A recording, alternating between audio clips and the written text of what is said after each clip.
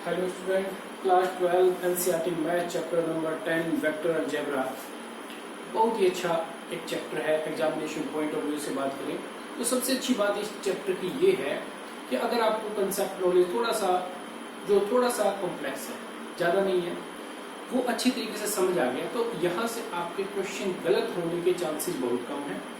और इस चैप्टर की एक जो अलग बात ये है कि ये थोड़ा 3D ज्योमेट्री से रिलेटेड चैप्टर है। तो यहाँ पर आपको ये चैप्टर में कुछ चीजें यहाँ पे वैसे बनी हुई नहीं दिखेंगी जैसे वो एक्चुअल में है, यानी कि थोड़ा सा आपको यहाँ पे इमेजिनेशन के साथ में समझना होगा। कुछ चीजों को आपको उस तरीके से फील करना होगा कि ये इस तरीके से बनी हुई है। तो देखते हैं, हम शुरू करते हैं इस चैप्टर को।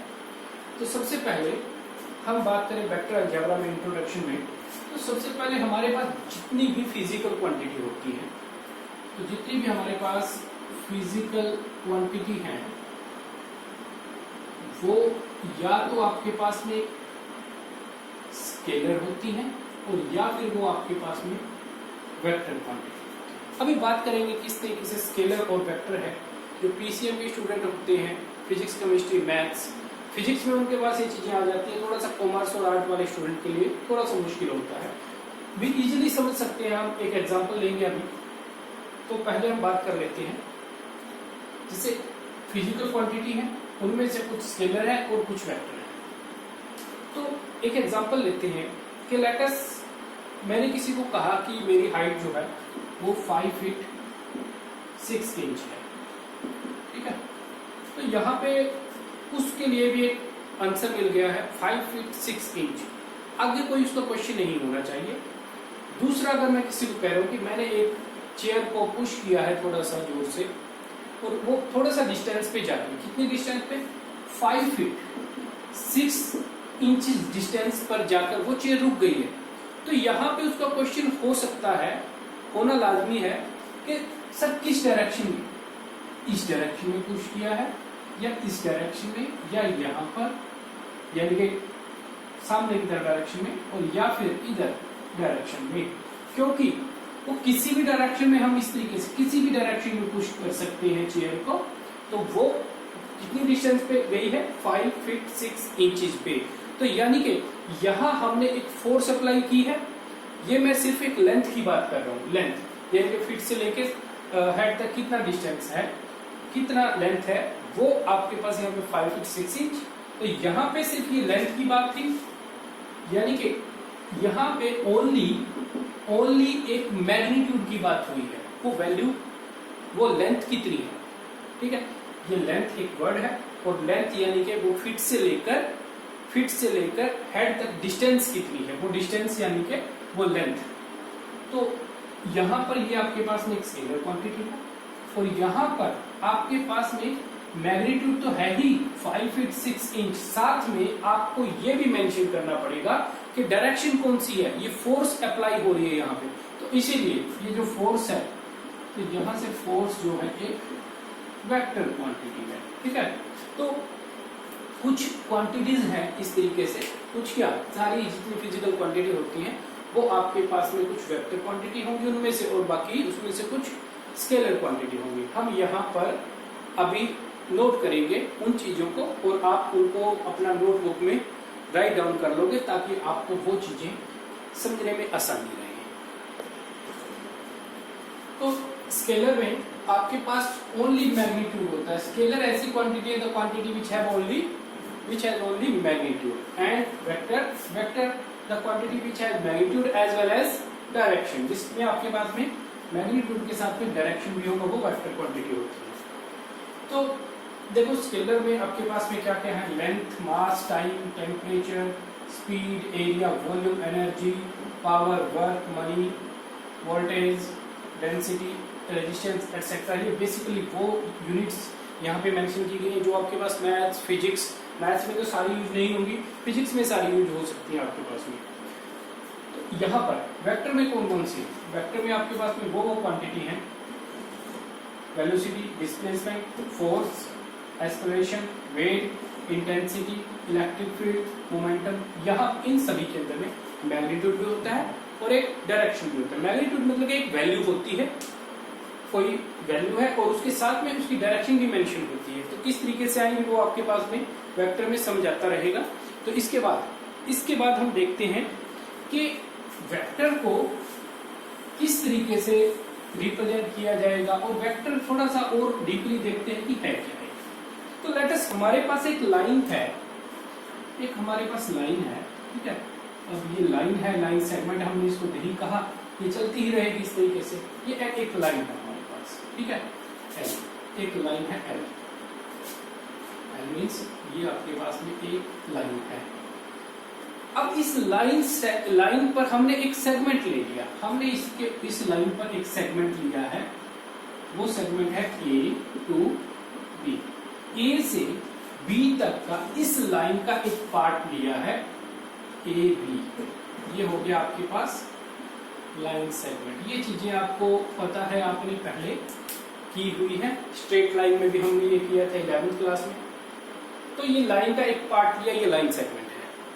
अब अगर मैं इस लाइन सेगमेंट की डायरेक्शन भी बताऊं, अब ये जस्ट मेरे पास एक लाइन है, अब इस लाइन सेगमेंट की ए से बी मैंने कहा ये इसकी डायरेक्शन है, ठीक है। तो यानी कि ए इनिशियल पॉइंट हो गया इसका, जहां से ये लाइन सेगमेंट शुरू हो रही है वो ए इनिशियल पॉइंट है और जो एंडिंग पॉइंट है वो है बी।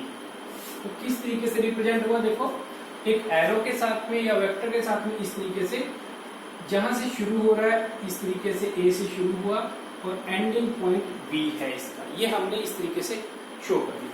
लेट अस, हम इसकी ये डायरेक्शन ना लेते, अगर हमने ये डायरेक्शन ना लेके बी टू ए डायरेक्शन ली होती तो हम इसको ऐसे लिखते, बी से ए, बी टू ए, और इस तरीके से इसके ऊपर में एरो दिखाई देगा। ऐसा नहीं है कि इसकी डायरेक्शन अगर अपोजिट हो गई तो हम इसकी डायरेक्शन भी इस तरीके से अपोजिट कर देंगे ए बी, ऐसा नहीं है इसमें।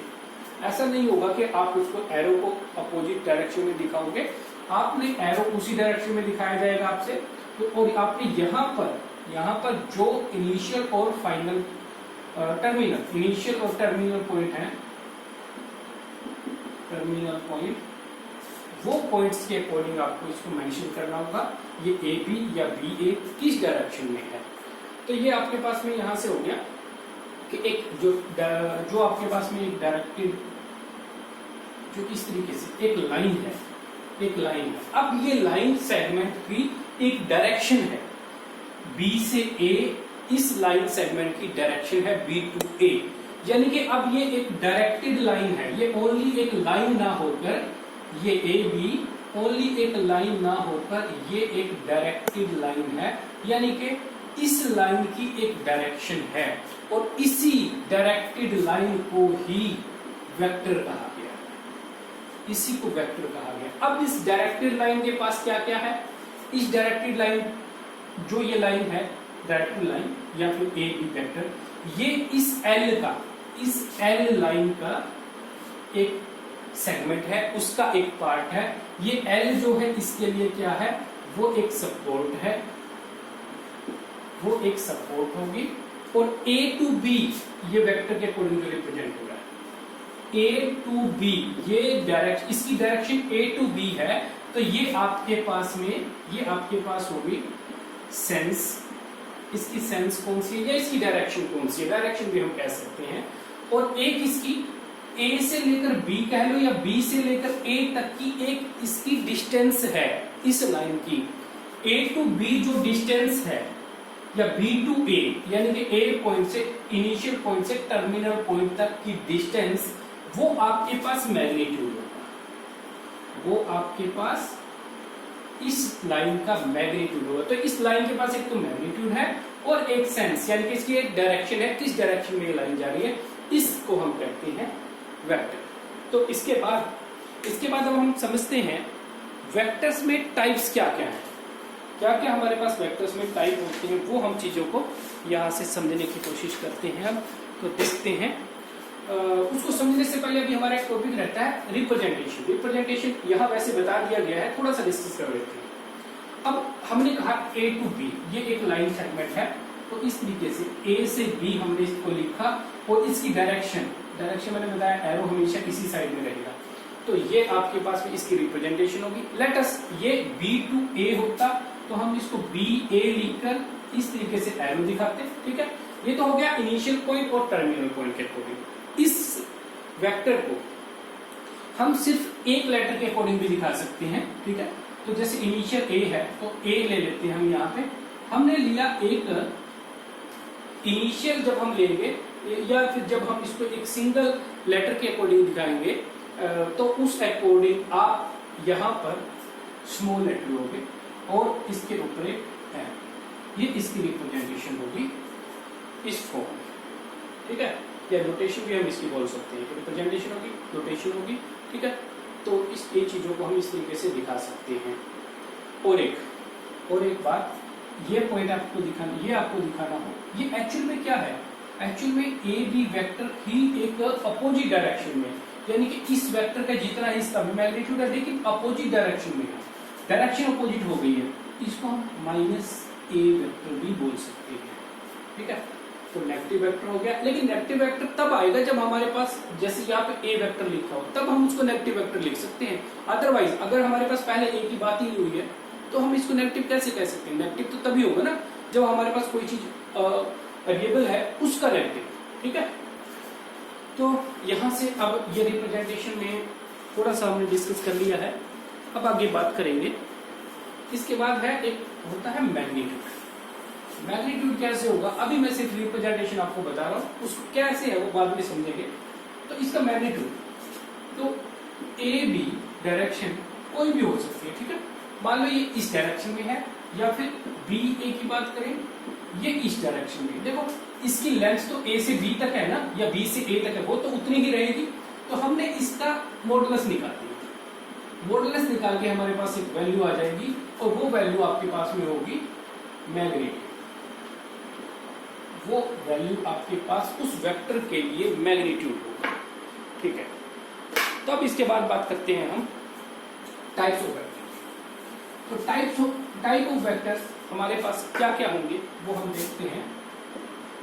टाइप्स ऑफ वेक्टर, तो सबसे पहले हम बात करते हैं जीरो वेक्टर। जीरो वेक्टर देखो नाम से ही पता लग रहा है, जैसे मैट्रिक्स होती है जीरो मैट्रिक्स, उसी तरीके से हमारे पास एक जीरो वेक्टर, जीरो से पता लग रहा है कि ये कुछ ना कुछ इसमें जीरो होने वाला है। तो जीरो वेक्टर क्या है, एक ऐसा वेक्टर जिसका मैग्नीट्यूड जीरो है। मैग्नीट्यूड जीरो होने का मतलब क्या है, मैग्नीट्यूड जीरो होने का मतलब है कि कोई डिस्टेंस ही नहीं है, यानी कि ये ए पॉइंट से, अगर ये ए पॉइंट कंसीडर करें, ए पॉइंट से शुरू हुआ और इसी ए पॉइंट पर खत्म हो गया। एक पॉइंट है जस्ट, वो कहीं पर भी हो सकता है, वो कोई भी पॉइंट हो सकता है, जस्ट एक वन पॉइंट, ठीक है। तो ए पॉइंट से शुरू हुआ, ए पर ही खत्म हुआ, तो ये इसका मैग्नीट्यूड हो गया। मैग्नीट्यूड कितना हुआ, मैग्नीट्यूड जीरो, मैग्नीट्यूड है आपके पास इसका जीरो। तो अब इसकी डायरेक्शन क्या होगी, अगर वेक्टर है तो डायरेक्शन भी होगी। तो देखो एक्चुअली बात करें तो इसकी डायरेक्शन कोई भी हो सकती है, या ये भी कह सकते हैं इसकी डायरेक्शन ही नहीं है, लेकिन वेक्टर के लिए हमें इसकी डायरेक्शन कहना पड़ेगा, डायरेक्शन भी है। तो डायरेक्शन क्या है, ए पॉइंट से शुरू हुआ और ए पर ही खत्म हो गया। डायरेक्शन कोई भी ले लो, क्या फर्क पड़ेगा, इस डायरेक्शन में लिया या फिर इस डायरेक्शन में लिया हमने, यहीं से शुरू हुआ यहीं पर खत्म हो गया, या इस डायरेक्शन में ले लो, कोई फर्क नहीं पड़ने वाला इस चीज से, क्योंकि इसका मैग्नीट्यूड ही जीरो है, ठीक है। डिस्प्लेसमेंट वहां पे आप शो ही नहीं कर सकते। तो एक जीरो वेक्टर इस तरीके से रिप्रेजेंट किया जाएगा आपके पास। इसके बाद बात करेंगे हम, तो इसके साथ इसके पास में जो कंपोनेंट भी होंगे थोड़ा सा बता देता हूँ। जब 3 डायमेंशन में हम इसको कंसीडर करेंगे तो 3 डायमेंशन में हमारे पास x, y, z, उस अकॉर्डिंग एक तो x पर कितना डिस्टेंस है, तो y पर कितना डिस्टेंस है, मान लो यहाँ पे पॉइंट है, ये x डिस्टेंस पर कितनी दूर है, y पर कितनी दूर है, y एक्सिस पर, और z एक्सिस पर कितनी दूरी पर ये पॉइंट है। तो उसके अकॉर्डिंग इसके कुछ ना कुछ यहाँ पे कुछ ना कुछ कंपोनेंट होंगे। लेट अस हम कंसीडर कर लेते हैं a, b और c, ठीक है। तो उसके अकॉर्डिंग i j के 0i plus 0j plus 0k, इस तरीके से जीरो वेक्टर हमारे पास में रिप्रेजेंट होगा। ये चीजें भी आप समझोगे अभी टाइप्स के बाद में हम वो भी डिस्कस करेंगे। तो देखते हैं नेक्स्ट इसके बाद हम देखते हैं, इसके बाद आता है यूनिट वेक्टर। यूनिट वेक्टर क्या है हमारे पास? जीरो वेक्टर हमने कर दिया। यूनिट वेक्टर वो भी मैग्नीट्यूड बेस्ड है, जिस वेक्टर का मैग्नीट्यूड 1 हो, यानी कि यूनिट हो, मैग्नीट्यूड यूनिट है या 1 है। ठीक है, अब 1 होने का मतलब क्या है? देखो, अगर हम डिस्टेंस की बात यहां पर किलोमीटर में कर रहे हैं, केजी में, तो 1 किलोमीटर अगर उसका मैग्नीट्यूड आ रहा है तब हमारे पास वो यूनिट वेक्टर है। और अगर हम यहां पे तो बात हम कर रहे हैं मीटर में, और डिस्टेंस उसकी 1 किलोमीटर आ रही है, तो ये एक यूनिट वेक्टर नहीं है, क्योंकि 1 kilometre is equal to 1000 metre. ठीक है, तो वहां पे ये चीजें आपको ध्यान में रखनी होगी। अगर किसी वेक्टर का मैग्नीट्यूड आपके पास 1 यूनिट आता है तो वो आपके पास एक यूनिट वेक्टर होगा। इसको और भी आगे बाद में डिटेल किया जाएगा, अभी जब हम क्वेश्चन करेंगे वहां पे और डीपली डिस्कस करेंगे। नेक्स्ट डिस्कस करते हैं कोइनिशियल वेक्टर। देखो, अब कोइनिशियल वेक्टर्स आ गए हमारे पास, यानी कि कोइनिशियल का मतलब है, देखो इनिशियल यानी कि ऐसे वेक्टर्स जिनका इनिशियल पॉइंट सेम हो, जो एक ही पॉइंट से शुरू हो रही हो। जैसे ये वेक्टर मैंने डिनोट किया, ये वेक्टर है लेटस, ये वेक्टर एक लिया, ये बी वेक्टर है, ये दोनों ही कोइनिशियल वेक्टर है। अगर कोई और भी हम इनके साथ में ले, 2 और मोर देन 2, एक वेक्टर ये ले लिया सी, ये भी एक कोइनिशियल वेक्टर है। अब कंडीशन क्या है? इनका जो स्टार्टिंग पॉइंट है वो सेम होना चाहिए। मैग्नीट्यूड डायरेक्शन कोई भी हो सकती है, ठीक है, तो मैग्नीट्यूड डायरेक्शन पे इसका डिपेंड नहीं होगा कुछ भी, ये सिर्फ एक ही पॉइंट से इनिशियल जो शुरू हो रही है वो कोइनिशियल वेक्टर है। Next is collinear vector. देखो, कोलिनियर वेक्टर क्या है? हमने 10th में या इससे पहले हमने रीड किया है कोलिनियर पॉइंट क्या होते हैं। अगर 2 से ज्यादा पॉइंट, 2 और मोर देन 2 पॉइंट, 2 से ज्यादा ही होंगे, 2 नहीं, 2 तो हमेशा एक स्ट्रेट लाइन बनाएंगे, तो मोर देन 2 पॉइंट अगर एक स्ट्रेट लाइन बनाते हैं तो वो हम उनको बोलते हैं कि वो पॉइंट्स कोलिनियर है। इसी तरीके से वेक्टर के अंदर में बात करें, अगर हमारे पास में ये वेक्टर है, अब हमारे पास कोई वेक्टर अगर है और वो वेक्टर इस वेक्टर के पैरेलल हो, इस वेक्टर के पैरेलल में हो, ठीक है, उसकी डिस्टेंस इससे कम या ज्यादा हो सकती है, मैग्नीट्यूड वेरी करे कोई दिक्कत नहीं है, डायरेक्शन भी चाहे इसका अपोजिट हो, डायरेक्शन भी चाहे इसका अपोजिट हो। सबसे जो मेन कंडीशन है कि वो आपस में पैरेलल होने चाहिए, तो उन वेक्टर्स को हम, वो वेक्टर आपके पास में कोलिनियर वेक्टर होंगे। फिर इसके बाद आपके पास आता है कोप्लेनर वेक्टर। कोप्लेनर वेक्टर भी कुछ इसी तरीके की कंडीशन है थोड़ी सी, लेकिन उसमें क्या है, 2 वेक्टर आर कोप्लेनर, 2 और more than 2 vector are coplanar if they are in the same plane. या तो वो सेम प्लेन में होने चाहिए, जैसे कि आपके पास में ये हो गया X Y and Z plane, तो यहाँ पे ये आपके पास एक्स वाई प्लेन है, ये आपके पास यहाँ पे वाई जेड है और ये एक्स जेड प्लेन है, तो या तो वो सेम प्लेन में होने चाहिए इस तरीके से, और या फिर वो अगर दूसरे प्लेन में भी है तो वो वेक्टर इन वेक्टर के पैरेलल में ही होना चाहिए, तब जाकर वो आपके पास में कोप्लेनर वेक्टर हम उनको कह सकते हैं।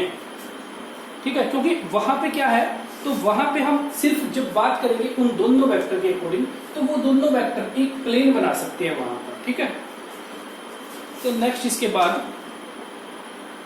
बाद नेक्स्ट आता है हमारे पास इक्वल वेक्टर।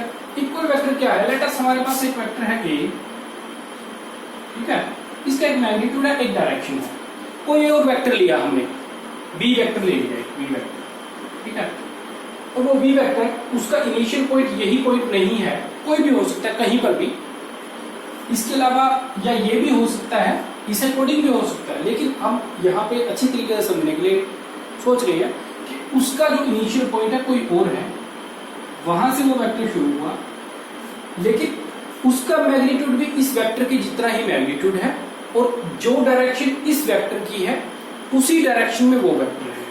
तो इस तरीके का वेक्टर जब हमारे पास होगा कि मैग्नीट्यूड और डायरेक्शन दोनों सेम होनी चाहिए और इसका इनिशियल पॉइंट कहीं पे भी हो सकता है, इनका डिफरेंट डिफरेंट हो सकता है, तो वो वेक्टर आपके पास में इक्वल वेक्टर होते हैं। ए वेक्टर एंड बी वेक्टर आपके पास होंगे इनिशियल इक्वल वेक्टर्स। इसके बाद नेगेटिव वेक्टर हमारा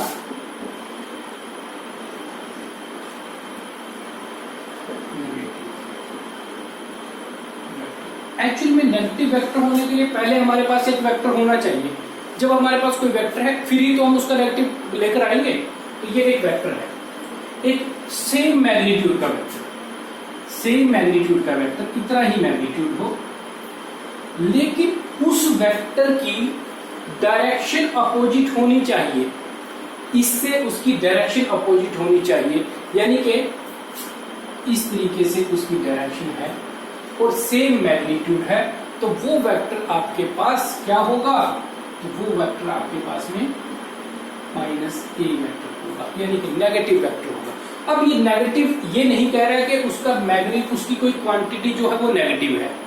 एक्चुअल में लेंथ, एक वेक्टर की एक लेंथ होती है जो मैग्नीट्यूड हम बात करते हैं, वो नेगेटिव हो ही नहीं सकती।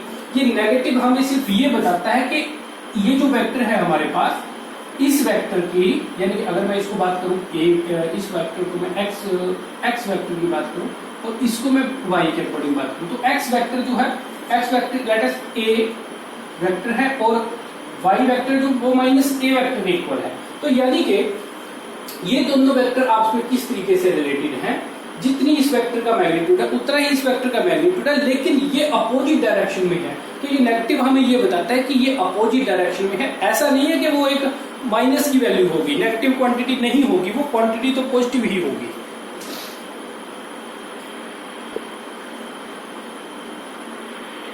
Next is like and unlike. अगर दो वेक्टर हैं हमारे पास, 2 या मोर देन 2 वेक्टर की बात कर सकते हैं।